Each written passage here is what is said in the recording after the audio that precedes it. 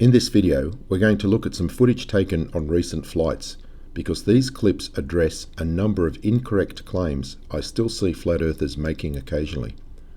What I will do is step through each clip explaining the various points, and then I will play them in real time at the end. So the first clip was taken on the flight back to Australia from the USA. Here we can see the route from Los Angeles, California to Sydney, Australia, and the clip was taken just before we crossed the equator. You can see the aircraft icon here is halfway across the Pacific Ocean. The Global 7500 has the range to do Los Angeles to Sydney non-stop easily. The old Global Express did not have the range, so trips to and from America would always stage through Hawaii here. Los Angeles is the home of Disneyland, and no trip to that city is complete without a visit to the theme park. So this is where you first come into Disneyland, and right here there is a small train that goes around the perimeter. I'll take a ride on that later, but now I'm just going to walk up towards the castle.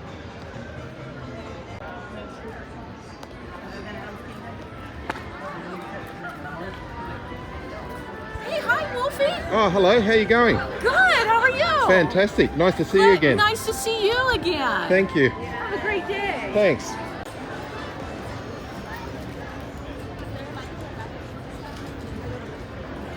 Ahoy there, my hearties. 'Tis a fine day to be a pirate. Absolutely. You have a wonderful day. Same to you, matey. Safe sailing to you now. Thank you. Well, I did actually say pilot, but I guess with the Australian accent, she misunderstood. That's enough flirting with the felonious females. Let's get back to business. So this clip starts off with the side stick controller, and here we can see the disinsection can. Australia being an island has very strict biosecurity laws, so we need to spray this before we come into the country. From there, I move across to the iPad to show the position of the aircraft, and you can also see the location down here. We are just north of the equator. You can see the distance to Sydney, the time remaining, the ground speed and the track. Here we have the cabin pressure, and these are the current coordinates. What I then do is move up and show you outside the window, and then the bad elf GPS, which is providing the information to the iPad via Bluetooth. You can see we are just north of the equator. And from here, I let the video continue until we cross the equator. And as I scroll through the screens on the GPS, you can see that it has a solid satellite lock in the middle of the ocean. There is the indication of the satellites. Now the point here being that the GPS works fine in the middle of the ocean. These are some of my recent trips over the last 4 years, and we use GPS on every oceanic crossing, and it never drops out. So if a flat earther tells you that the GPS does not work in the middle of the ocean, he is completely wrong, and I challenge anybody to find a location on Earth where the GPS will not work when you have a clear, open view of the sky. So after crossing the equator, I move the camera up to the head-up display. And we see that the altitude is 46,000 feet. The aircraft speed is Mach 0.85, that is 85% of the speed of sound. The aircraft heading is 220 degrees with a direct track across the ground of 215 degrees, representing a drift of about 5 degrees. This line here is called the HUD horizon line. It represents horizontal from the pilot's eyes. It is the reference used to set the pitch attitude of the aircraft. The Earth's horizon has dropped by more than 3 degrees from horizontal. It is quite apparent that the Earth's horizon has not risen to eye level, and that drop is caused by the curvature of the Earth. I have explained this in detail in the past, and I think most people understand. But there are still some flat earthers not getting it. They claim that this HUD horizon line is above the Earth's horizon because the nose attitude of the aircraft is pitched up. That is not the case. This HUD horizon line represents horizontal. The pitch attitude of the aircraft is measured from this line of horizontal. There is the 5 degrees up and there is the 5 degrees down indication, and it is this symbol here that shows the nose up pitch attitude. The difference between this symbol and the HUD horizon line represents the pitch attitude of the aircraft. In this case, the aircraft is pitched nose up, and it is measured from horizontal up to this pitch attitude. As you can see, it is just over 2.5 degrees nose up. So here is the explanation in the Flight Crew Operating Manual. It is called the Airplane Reference Symbol. The airplane reference symbol represents the projected center line of the airplane. The actual reference point is the center point of the V in line with the two horizontal lines. So right there. Now what usually happens when I show footage of the head-up display proving that the horizon has dropped is that flat earthers go into damage control. And they show images like this, indicating the aircraft flies with a nose-up pitch attitude, maintaining a steady altitude. That is true. But this nose-up pitch attitude is not causing the gap between horizontal and the Earth's horizon. This airplane reference symbol above horizontal is what indicates the nose-up pitch attitude. This gap down to the Earth's horizon is caused by the curvature of the Earth. So to summarize this point, this HUD horizon line represents horizontal, zero pitch. This airplane reference symbol shows you the current pitch attitude of the aircraft measured from the zero pitch indication, horizontal. If I move this symbol up to the +5 degrees, the aircraft will have a 5-degree nose-up pitch attitude. If I move this reference to below horizontal, the aircraft will have a negative pitch attitude. We're going to see that shortly in the second clip when the aircraft begins descending. So the next point we're going to look at relates to the angle of attack of the aircraft. Because some flat earthers believe you can determine the angle of attack by the pitch attitude of the aircraft alone. That is incorrect.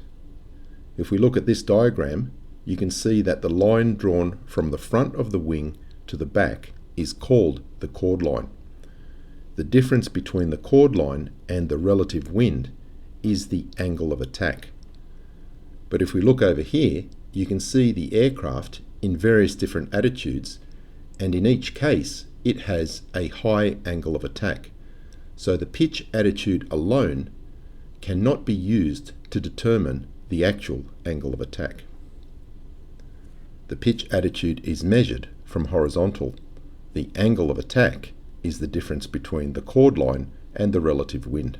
And the relative wind is opposite to the velocity of the aircraft. So how can we tell what the angle of attack is? One way is to read it directly from the angle of attack indicator. There you can see it is 2.8 degrees. But another way is to look at the difference between the airplane reference symbol and the velocity vector. This circle represents the velocity vector. The difference between the attitude of the aircraft and the velocity vector is the angle of attack. Now at the moment, because we are maintaining level flight, the velocity vector coincides with horizontal because we're not climbing or descending.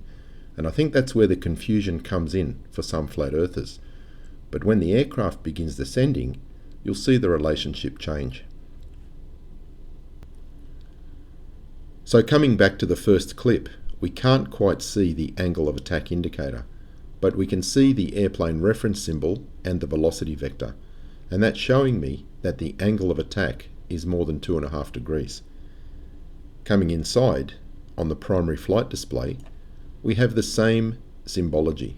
There's the angle of attack indicator, there is the airplane reference symbol, and there is the velocity vector, currently showing 2.9 degrees angle of attack. So notice what happens when we commence a descent. We're going to lower the nose attitude of the aircraft to below horizontal. The aircraft will have a negative pitch attitude. The velocity vector will also drop below horizontal, indicating that the aircraft is descending.